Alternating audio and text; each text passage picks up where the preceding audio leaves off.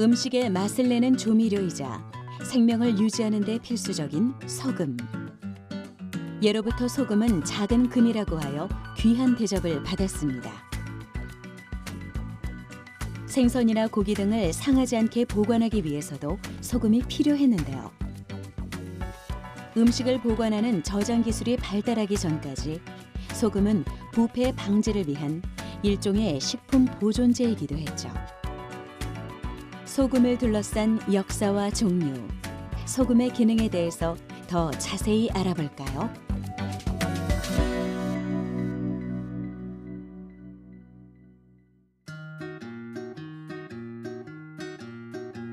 짠맛의 대명사 소금.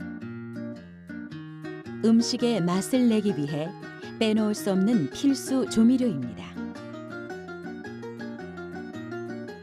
요즘에는 누구나 쉽게 소금을 구할 수 있고 그 종류도 다양해져 식탁에서 흔하게 맛볼 수 있는 재료가 됐는데요. 하지만 조금만 거슬러 올라가면 소금은 아주 귀한 식품이었습니다. 과거 소금은 국가의 중요한 재정적 기반으로 나라에서 소금을 직접 관리하기도 했습니다. 또 화폐를 대신해 소금을 통행세로 지급하기도 했는데요. 소금을 하얀 금이라고도 했죠. 오늘날 급여를 의미하는 셀러리란 단어는 소금을 지급한다는 뜻의 라틴어 살라리움에서 유래된 것입니다. 그럼 인류는 소금을 언제부터 이용했을까요? 그 시작은 기원전 6000년경으로 추정되는데요. 수렵, 채집을 통해 육식 위주로 살던 원시 시절에는 따로 소금을 섭취할 필요가 없었습니다. 농경 생활이 시작되면서 곡류나 채소 위주의 식생활로 인해 소금 섭취가 필요해졌는데요. 생명을 유지하는 데 필수적인 성분인 나트륨이 곡류나 채소에는 부족했기 때문이죠. 소금은 쓰임새에 따라 또는 생산 방법에 따라 다양한 종류가 있는데요. 생산 방법에 따라 정제염, 암염, 천일염 등으로 나눌 수 있습니다. 돌소금으로 불리는 암염은 소금 바위를 캐내 얻은 건데요. 소금 바위는 오래전 바다였던 곳이 땅이 되면서 화석화된 것입니다. 나트륨 함량이 높고 쓴맛을 내는 특징이 있죠. 정제염은 전기 장치로 바닷물에서 염화 나트륨만 추출해 만든 소금인데요. 불순물과 중금속을 제거하고 얻은 소금으로 순도가 높은 것이 특징입니다. 천일염은 바닷물에 수분을 증발시켜 만든 소금인데요. 암염과 정제염에 비해 결정이 크고 미네랄 함량이 높습니다. 자연적으로 바닷물 자체가 호수가 돼서 막혀서 호수가 돼서 그대로 말라서 돌이 되어 있는 암염 형태가 제일 많고요. 지금도 소비하는 소금 중에서 암염 형태가 제일 많습니다. 그리고 이제 나중에 개발된 게 그냥 많이 쓰고 있는 게 자염 해가지고 바닷물을 졸인 다음에 열을 가해서 끓이는 형태. 세계 어디든 간에 자염 형태가 있거든요. 그리고 나서 이제 넓은 간척지를 만들어서 염전을 만들어서 태양열로 건조하는 게 천일염이 나왔고요. 마지막으로 나온 게 이제 정제염이라고 볼 수 있죠. 기계적을 이용해서 열을 이용해서 말리는. 천일염은 인위적인 가공 단계를 거치지 않고 햇빛과 바람을 이용해 소금을 넣는 제염법인데요. 1907년 국내 첫 천일염전이 들어선 뒤 현재까지 활발하게 사용되고 있는 방식입니다. 천일염은 일제 강점기 시절 일본인들에 의해 도입됐는데요. 소금 생산을 독점하고 세입을 확보하기 위해서였습니다. 또 조선을 원료 생산기지로 구축하려는 의도였죠. 그 결과 소금 생산량은 크게 늘어났습니다. 천일염은 염전에 바닷물을 끓여들여 햇빛에 수분을 증발시키고 소금 결정을 얻어내는 자연 그대로의 소금입니다. 바닷물이 천일염이 되기까지는 20일에서 25일 정도 소요되는데요. 이 과정에서 바닷물의 칼슘, 마그네슘, 칼륨 등의 미네랄 성분이 천일염에 스며들게 됩니다. 삼면이 바다로 둘러싸인 우리나라에선 서해안, 남해안 갯벌을 중심으로 천일염이 연간 30만 톤 이상 생산되고 있는데요. 국내 소금 시장 규모 중 비중이 가장 높은 천일염은 국내 대표적인 소금으로 자리 잡고 있습니다. 천일염을 비롯한 소금의 주요 성분은 염화 나트륨입니다. 나트륨 한 분자와 염소 한 분자가 결합한 매우 간단한 화합물이지만 사람에게 없어서는 안 될 중요한 요소인데요. 인간의 혈액 속에는 0.9%의 염분이 함유되어 있어 이 농도를 유지하는 것이 중요하기 때문입니다. 특히 나트륨은 체내 수분의 양과 세포의 크기를 조절하고 산소와 영양물질을 세포 내로 이동시키는 등의 신진대사를 가능하게 합니다. 또 근육의 수축과 소화작용, 신경물질 전달과 같은 생존에 필요한 생리 기능에도 필수적인 역할을 담당하고 있죠. 우리 몸의 첫 번째로 중요한 영양분이 물인데 우리 몸의 70% 이상은 물을 갖고 있어야만 건강할 수 있는데 그 물이 흡수되려면 우리 몸에 사실 소금이 있어야 되는 거죠. 그다음에 또 더 중요한 것 중에 하나는 뇌 같은 경우는 계속 전기적 신호를 만들어서 우리가 작동을 하거든요. 그렇기 위해서는 그 혈관에 있는 소금이 안으로 세포로 들어가줘야지 전압이 높아져서 펄스가 만들어져요.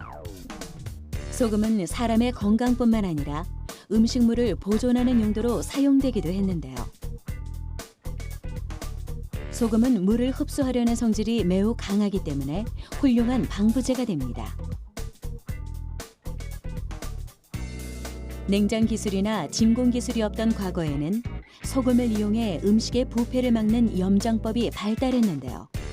이 염장 기술로 인해 식품을 장기간 보존하는 것이 가능했습니다.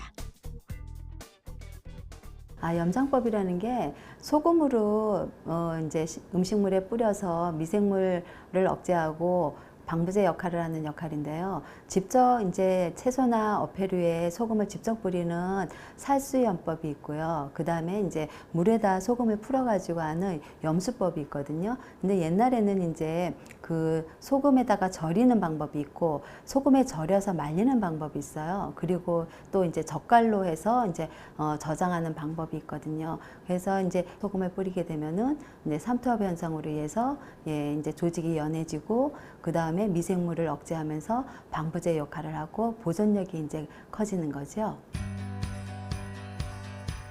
이러한 염장 방식은 기후, 식재료 등의 다양한 요인과 만나 지역별 식문화의 형성에도 영향을 미쳤는데요.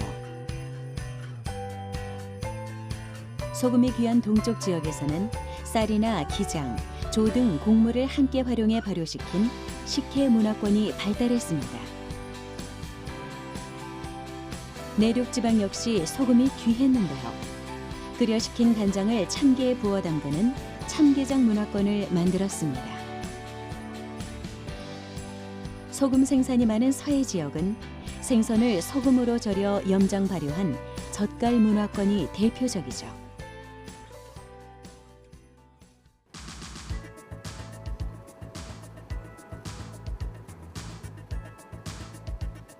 그렇다면 음식을 소금에 절일 경우 왜 음식이 덜 상하고 오랫동안 보관이 가능한 걸까요?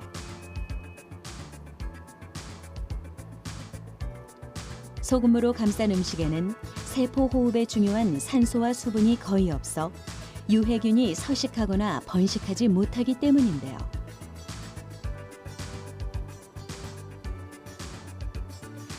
반면에 높은 염도와 산소가 없는 환경에서도 활동할 수 있는 유익균은 살아남아 식품의 발효를 도와줍니다.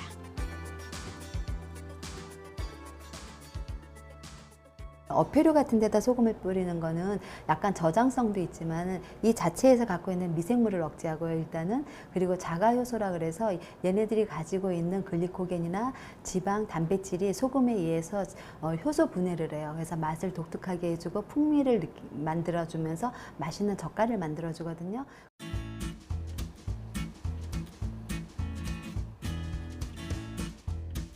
소금 절임이라고 불리기도 하는 염장법은 식품을 소금에 절였을 때 일어나는 삼투압 원리를 이용하는 것인데요.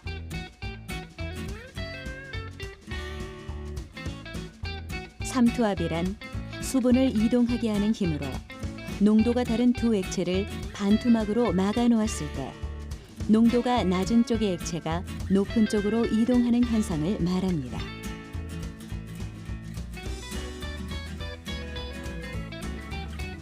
즉, 생선에 소금을 뿌리면 농도가 낮은 생선 속의 수분이 농도가 높아진 생선 밖으로 빠져나오는 것이죠.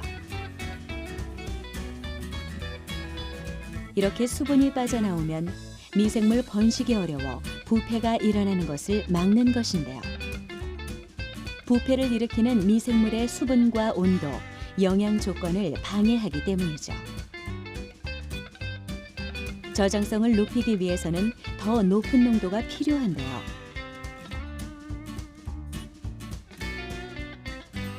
젓갈에 적절한 소금 염도를 맞춰주기 위해 고운 소금을 양념에 추가합니다.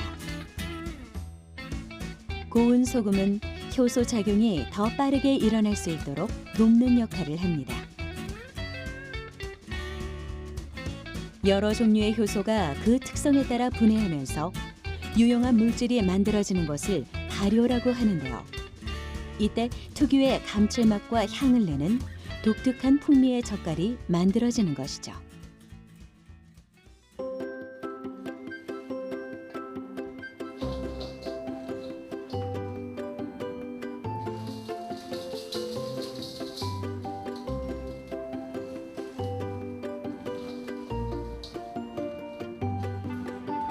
발효식품 하면 이것을 빼놓을 수가 없는데요. 바로 김치입니다. 김치를 담그기 위해서는 먼저 배추나 열무와 같은 채소를 소금에 절이는데요. 소금보다 염도가 낮은 채소는 농도의 차이를 줄이기 위해 수분을 이동시키고 채소를 부드럽게 만들어줍니다.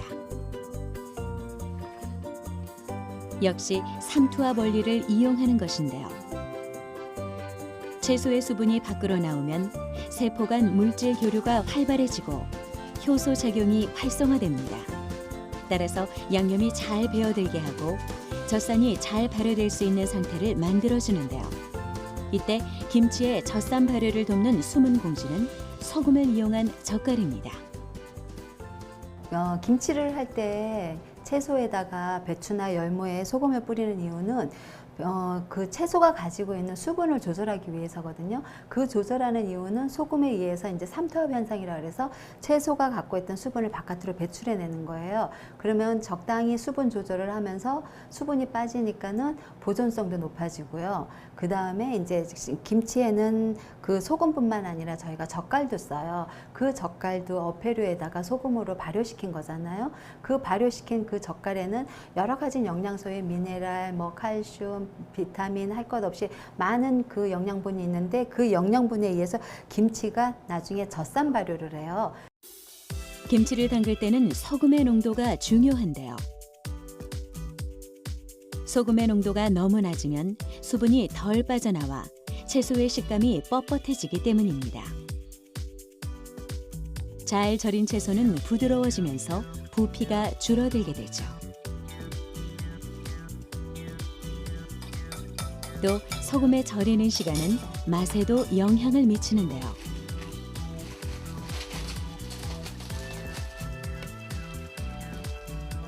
유산균의 경우 종류에 따라 염도에 견디기도 하고 죽기도 하기 때문입니다. 이때 살아남은 균의 종류에 따라 김치 맛이 달라지는 것이죠.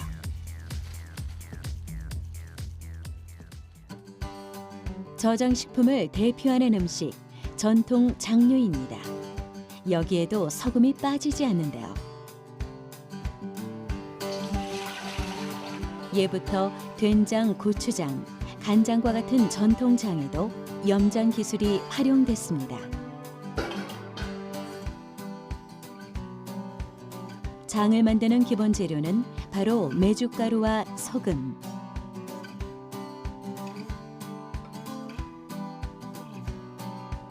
장은 콩을 발효시켜 만드는 전통식품으로 콩을 발효시키는 것은 세균과 곰팡이인데요.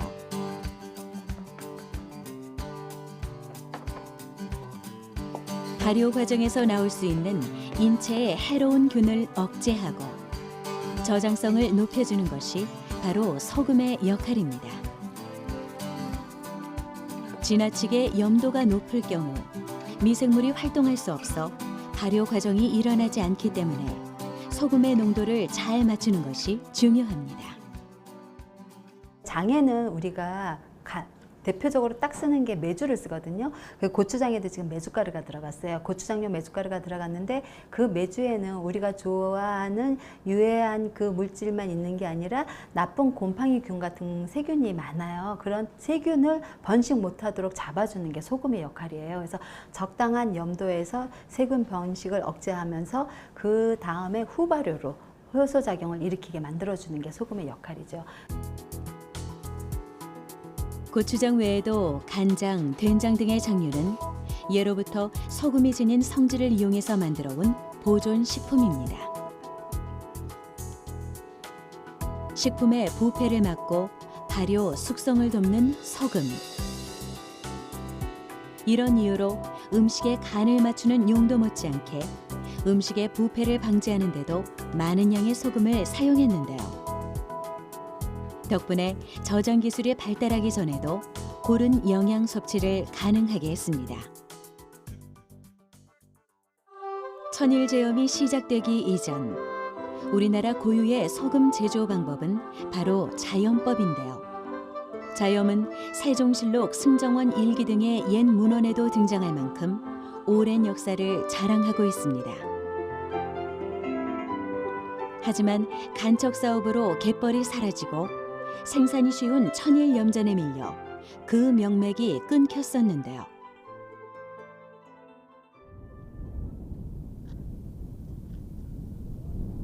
최근 서해안에서 전통 방식의 자염이 다시 복원되고 있습니다. 현재 태안 지역에서 자염이 다시 생산되고 있다고 하는데요. 충남 태안군 근흥면 자염 생산 염전입니다. 자염은 끓일 자, 소금염, 즉 바닷물을 끓여서 만드는 전통 소금 제조법을 말하는데요.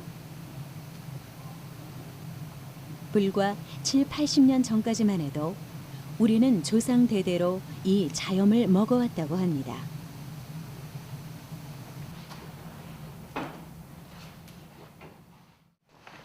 하지만 생산량에 비해 많은 땔감과 노동력이 필요하기 때문에 천일염과의 경쟁에 밀려 한동안 사라졌었는데요. 이 염전에서는 오랜 고증 기간을 거쳐 자염 재현에 성공했습니다. 자염은 한자어로 이게 끓일 자자랑 소금염이 합쳐진 말인데, 이 끓일 자자는 놈자 밑에 불화변이 붙어요. 그러니까 풀이를 하면은 사람이 불을 떼 가지고 만드는 소금이다. 그 조선왕조실록이나 승정원 일기에 이 자염이란 문구가 나와요. 그래서 특히 조선시대 때는 이쪽 태안 지방에는 소금 생산량이 전국의 한 30%를 생산을 했다고 그렇게 기록이 나오거든요. 그래서 저희가 처음에 복원하고 할 때부터 우리가 인위적으로 새로운 이름을 짓는 것보다 기록상에 있는 게 쓰는 게 더 역사적 사실에 입각한 거기 때문에 그렇게 해서 자염이란 말을 쓰게 한 거죠. 전통 방식의 자염 생산 과정을 살펴볼까요? 바닷물을 증발시켜 농축시킨 염도 높은 물을 함수라고 하는데요. 먼저 이 함수를 모을 수 있는 우물을 만듭니다. 이를 통자락이라고 부르는데요. 통자락 안에 바닷물이 모일 수 있는 간통이라는 이름의 통이 설치되면 본격적으로 갯벌 흙을 말리기 시작합니다. 흙을 가는 농기구를 이용해 흙을 뒤집고 다지기를 반복해 잘 말려줍니다. 큰 덩어리에 흙을 갈아 소금 알갱이가 붙을 수 있도록 면적을 늘려준 뒤 바닷물이 찰 때를 기다리는데요. 이때 우물안, 간통에 들어가는 바닷물은 잘 마른 갯벌 흙과 만나 보통의 바닷물보다 4배에서 5배 높은 염도로 저장되는 것이죠. 다시 물이 빠지면 바닷물을 모았던 우물, 통자락을 제거하는데요. 이때 농축된 함수의 염도를 측정해 소금의 양을 가늠할 수 있습니다. 모인 바닷물을 옮기는 통은 단 한 방울도 흘리지 않기 위해 입구를 좁게 만들었다고 합니다. 생산 과정에서 무엇보다 중요한 것은 갯벌인데요. 자염은 조수간만의 차가 심한 갯벌에서만 만들 수 있습니다. 조수간만의 차가 가장 작은 조금 기간 동안 보통 다른 갯벌은 바닷물이 3, 4일 정도만 들어오지 않는데요. 이에 비해 이곳은 7, 8일 정도까지 바닷물이 닿지 않아 갯벌을 잘 말릴 수 있습니다. 지금 이 갯벌 같은 경우는 바지락 양식도 하고 아주 살아있는 갯벌이거든요. 이 살아있는 갯벌에는 그 각각류들이 많이 살아요. 특히 그 게나 바지락이나 갯가재 뭐 이런 성분들이 많이 사는데 이 먹이 사슬 관계에 의해서 서로 먹히고 먹히다 보면은 서로 이제 자연적으로 유기분해가 돼서 갯벌에 다 녹아 있거든요. 이 성분들이. 이 갯벌흙을 말리는 과정 중에서 자꾸 젖은 흙을 밖으로 끄집어내고 햇볕에 말리고 바람에 말리고 이러는 과정에 수분이 증발하면서 칼슘이랑 아미노산류, 특히 유기분해된 성분들이 아미노산류랑 나트륨, 소금기가 갯벌흙에 이제 흡착이 되는 거예요. 하지만 최근에는 기후 변화의 영향을 많이 받아 조금 기간이 짧아졌습니다. 또 나무 땔감을 사용하기가 힘들어지다 보니 생산 방식에도 변화가 생겼는데요. 전통 방식을 기본으로 하되 생산성을 높이는 현대적 공정을 접목했다고 합니다. 농축된 바닷물을 나르는 대신 갯벌의 흙을 활용해 바닷물을 농축하기 시작했는데요. 바닷물을 농축하기 위해 설치했던 웅덩이는 갯벌 흙을 말리는 작업에 사용되고 있습니다. 이 갯벌흙이 완전히 이 뽀송뽀송해지고 흙가루가 날릴 때까지 말려주는데 이 작업을 그러니까 물 들어오는 날 전까지 해주는 거예요. 그러니까 오늘이 조금 마지막 날이고 내일이 살이, 그럼 내일이 여기까지 물이 들어온다. 그럼 오늘 작업까지 한 다음에 마지막에 다 흙을 걷어가지고 육지로 운반하는 거예요. 그래서 따로 보관을 하죠. 자염을 만들기 위해 가장 중요한 것은 바짝 마른 갯벌의 흙인데요.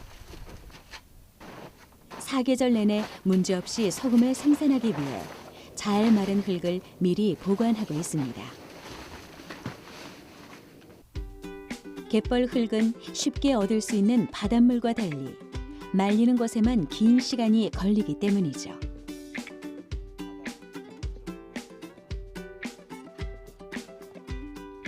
이렇게 보관된 흙은 바닷물을 부어 함수를 만드는 재료로 사용되고 있는데요. 갯벌 흙에 들어있던 칼슘, 아미노산과 같은 좋은 성분을 녹여내기 위해서입니다.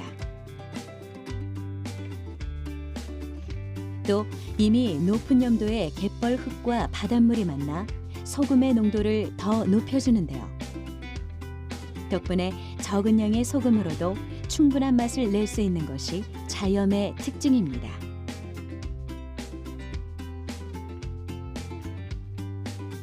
이렇게 만들어진 함수를 끓이기 시작하는데요.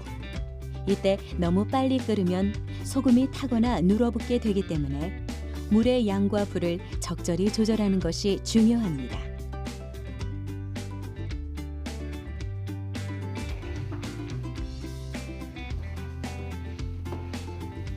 불순물을 제거하기 위해 거품을 걷어내며 한참을 끓이다 보면 어느새 하얗게 소금 결정이 보이기 시작하는데요. 함수 3톤을 끓였을 때 얻는 소금의 양은 대략 60에서 70kg 정도. 900도의 뜨거운 가마 속에서 끓어낸 결과 귀한 소금을 얻게 됐습니다.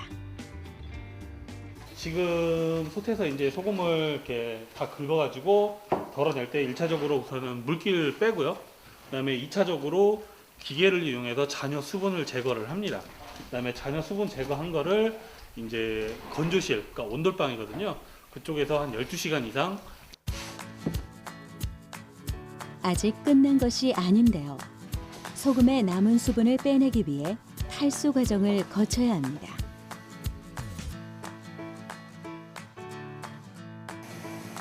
자염의 더 하얗고 미세한 입자를 얻어내기 위해서는 이 탈수 과정이 꼭 필요한 과정인데요.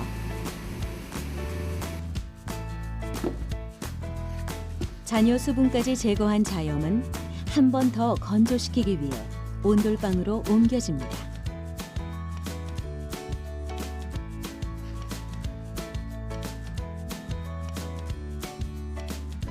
(30도에서 33도의) 온도로 설정된 온돌방에서 약 12시간 이상의 건조 작업을 마치면 드디어 자염이 완성되는 것이죠.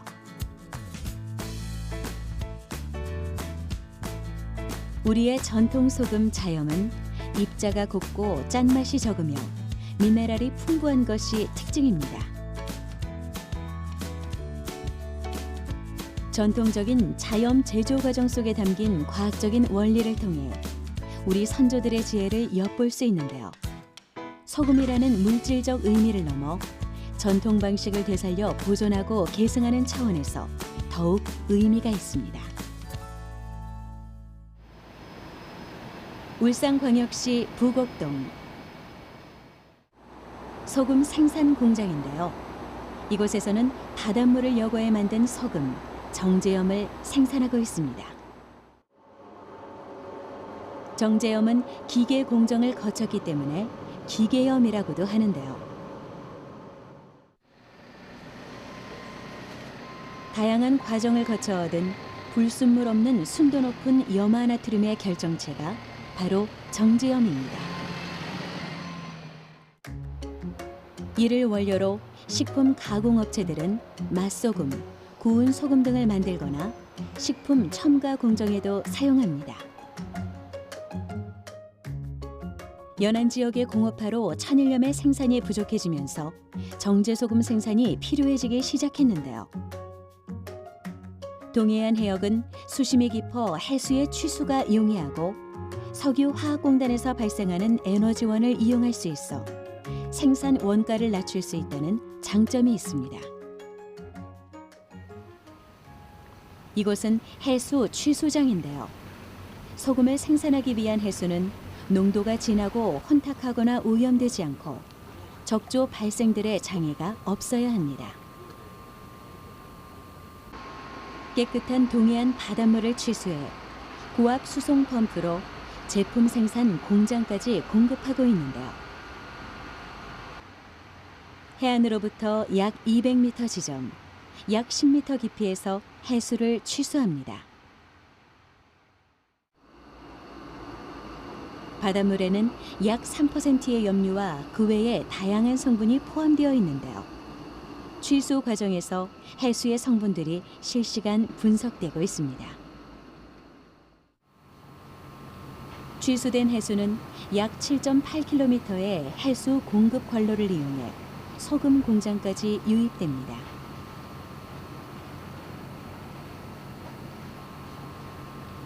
취수한 해수를 농축하기 위해서는 바닷물을 맑고 깨끗하게 여과해야 하는데요.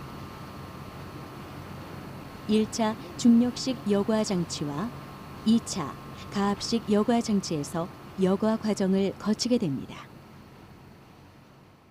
저희들이 동해 바다 해수를 시간당 2,500톤의 물을 저희들이 해사로 유입을 해가 옵니다. 그리고 난 다음에 1차 여과기를 거쳐서 1차 여과기는 샌드 필터로서 중력식 여과기가 되겠고 2차는 가압식 여과기로서 2차 여과기를 거치고 나면은 먹는 수돗물보다 10배 이상 깨끗한 바닷물을 만들고 있습니다. 특히 2차 여과 과정에서는 이온 교환막을 통한 해수 농축 과정을 거치게 되는데요. 정제 소금 생산을 위한 핵심 설비입니다.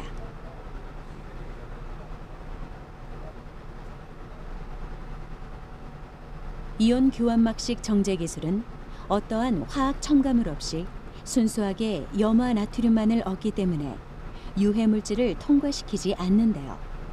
따라서 불순물이 전혀 함유되지 않는 고농도의 함수를 생산하는 공정이라고 할 수 있습니다. 이곳은 저희들 정제염 생산 기술의 핵심 기술인 해수 농축 장치가 되겠습니다.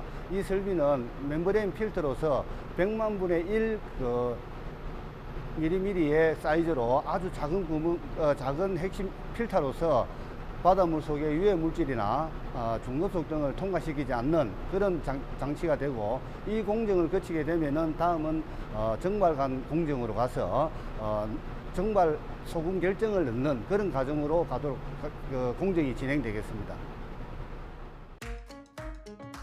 이온 교환막 방식은 해수 담수화 기술을 역이용해 해수 농축을 위해 개발된 방식입니다. 이온 교환막은 여기저기 스펀지의 구멍처럼 펼쳐져 있는데요. 이는 양이온만 통과시키는 양이온 교환막과 음이온만 통과시키는 음이온 교환막 두 가지가 있습니다. 정수한 바닷물을 미세한 구멍의 이온 교환막에 통과시키면 소금 분자가 이온화되어 나트륨과 염화 이온만을 선택적으로 투과하게 하는데요. 이런 방법으로 중금속과 유기 화합물 같은 오염물이 해수 중에 있어도 이온 교환막에 의해 통과하지 못하고 소금 속에 들어가지 못하는 것입니다. 또 바닷물에 녹아있는 다른 염류들, 마그네슘, 칼슘, 황산 등 다른 잔존물들도 이 이온 교환막을 통과하지 못하게 되는데요.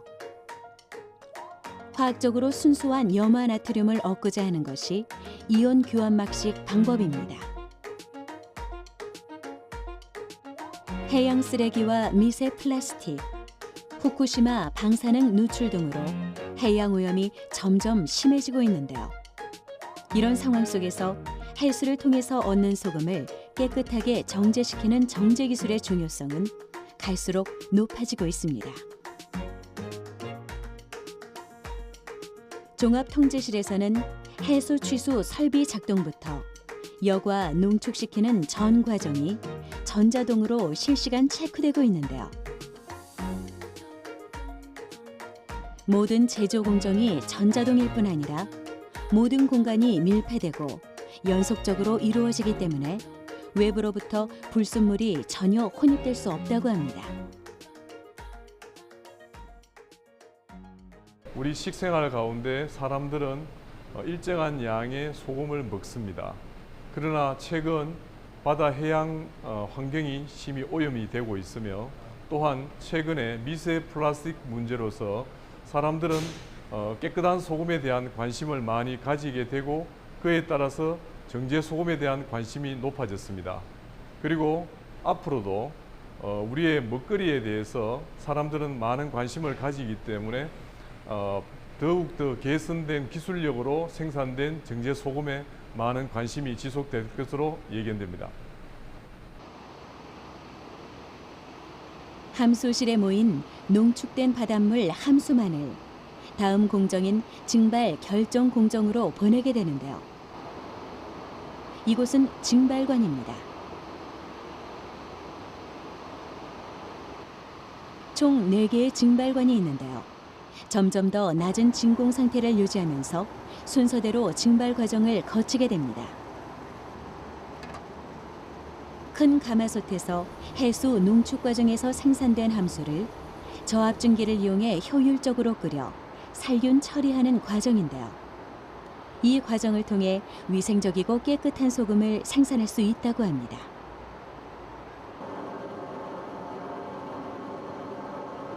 건조 공정에서는 증발관에서 배출된 소금이 열풍 건조되어 나오는데요.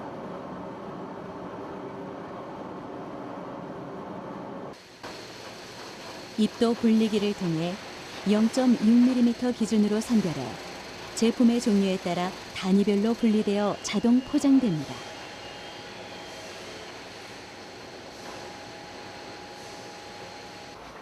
포장된 소금은 벌레들이 침입하지 못하게 또 한 번 패킹되는데요.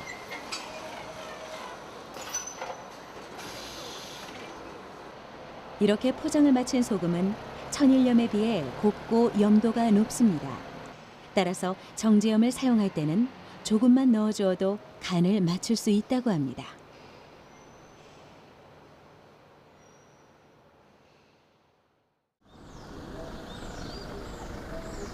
기온이 서늘한 강원도 산간지방은 고랭지 배추의 주 산지인데요. 강원도 영월군.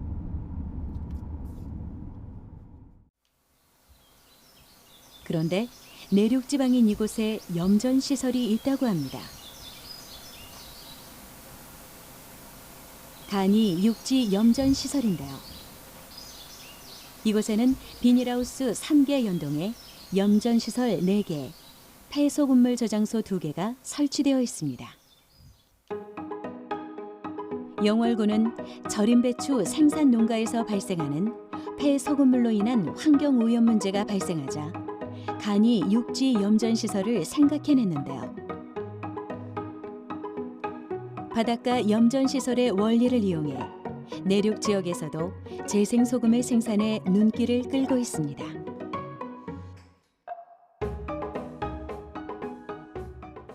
영월군 절임배추 생산량이 증가하면서 그로 인해서 이제 폐염 수량도 증가해서 그 환경적으로 문제도 되고 또한 그로 인해 주민 불편이 야기돼서 영월군에서는 군 지경으로 그 간이 육지 염전 시설을 만들어서 친환경적으로 그거를 해결해 나가고자 만들게 되었습니다.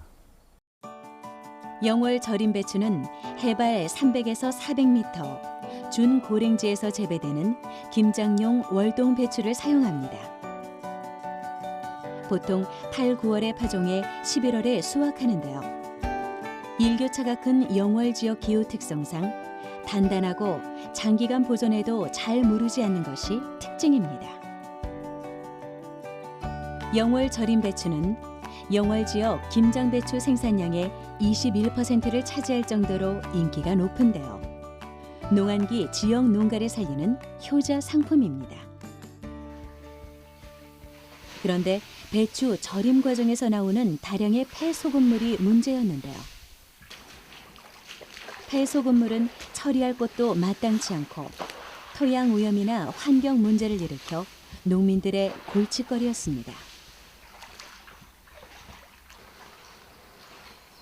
이런 폐소금물을 환경 친화적으로 처리하기 위해 고안해낸 것이 간이 염전 시설이었는데요. 염전 시설 설치 이후 이제는 폐소금물에서 재생소금을 본격적으로 생산하고 있습니다.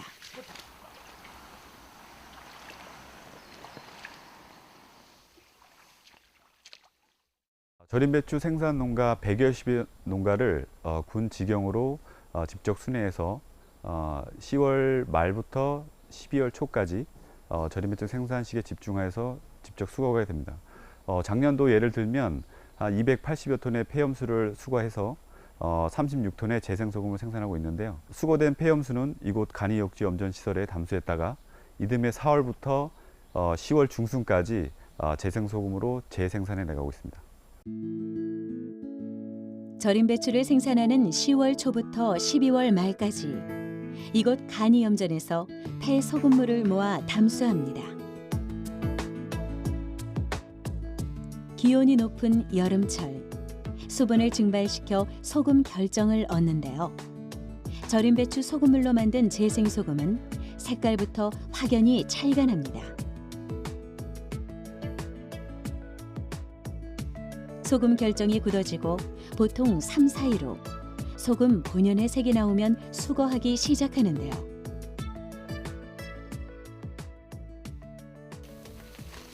작년에만 260톤의 폐소금물을 수거해 36톤의 재생소금을 생산했다고 합니다.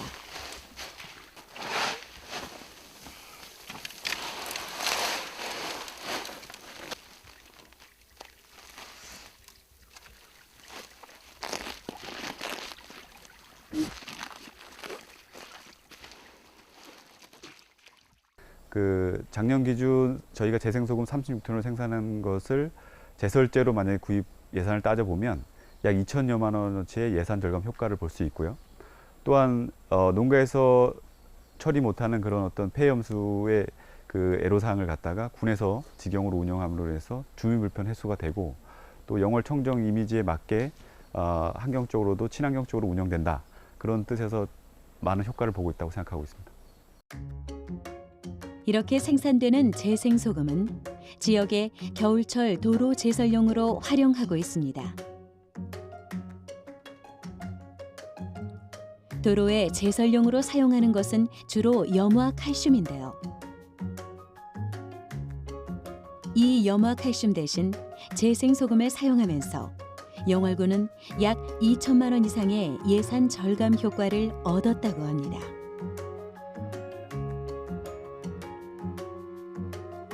폐소금물을 재생시켜 환경오염 문제도 해결하고 재생소금을 재사용함으로써 일석이조 효과를 얻고 있는데요. 앞으로 생산된 재생소금은 성분 분석을 통해 다각적으로 재사용할 수 있는 방안을 모색할 계획입니다. 맛을 내는 식재료가 아니더라도 생활 속에서 소금은 다양하게 사용되고 있습니다. 우리는 매일 음식을 통해 소금을 섭취합니다. 하지만 최근 나트륨 과다로 인해 사람들 사이에서는 소금이 건강을 해치는 주범으로 오해받기도 하는데요. 우리나라 사람들은 하루 권장량의 2배가 넘는 양을 섭취하는 것으로 알려져 있습니다. 알게 모르게 음식 안에 숨어있는 소금들이 넘치는 식탁. 이제는 소금을 줄이는 것이 필요한 시대가 됐습니다. 증가된 소금의 섭취는 체내 나트륨의 농도를 증가시키게 합니다. 이는 체내에서 혈액량과 혈압을 증가시키게 하고요. 이는 혈관계 질환으로 뇌질환, 심장질환, 심장질환, 유병률을 증가시킬 수 있습니다. 또한 과도하게 섭취된 나트륨은 뼈 속에서 칼슘의 배출을 증가시켜서 골다공증의 위험도 증가시키게 할 수 있습니다. 최근에는 나트륨 함량을 낮춘 저염 소금들이 인기를 끌고 있는데요. 조리 시 꼭 필요한 음식이 소금이기도 하지만 적절하게 섭취를 조절하는 것도 중요하겠죠. 일단 가공식품과 외식의 빈도는 줄이는 것이 필요로 되고요. 개인적인 측면에서는 짠맛에 대한 민감도를 낮춰야 하는데 신선한 과일과 채소의 섭취를 일주일 넘게 하게 되면은 미각세포에 대한 민감도가 증가되어서 짠맛에 대한 식품의 섭취를 줄일 수 있게 됩니다. 예전에는 귀해서 문제, 최근에는 과잉 섭취가 문제되고 있는데요.